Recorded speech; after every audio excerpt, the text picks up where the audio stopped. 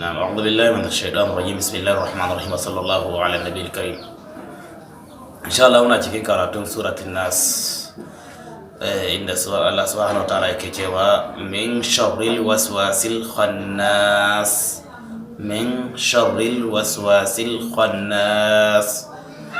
wannan aya ana kuskure ke sosai cikinta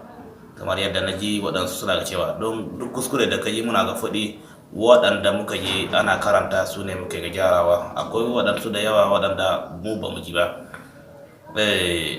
muna ji waɗansu na ce min shiri ilwaswasi ilkhannas, wannan kuskure ke babba. Min sharril waswasil khannas,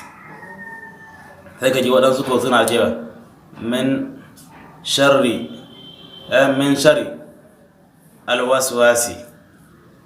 sai ka ji kuma sun ka cewa alkannasi ko kuma ka ce min sharril waswasil kannasi, sai su mai da ka. Wannan kuskure ke babba, Allah ya sa a gyara, don duk kuskuren da ka ji mun ka ambata, kuma larabci suna da faɗi sosai, da ka canja harafi to ma'anan ma za ta canja ne. Allah ya sa a gyara, kamar yadda insha Allah karatu mu na gaba za mu kawo bayani akan haka.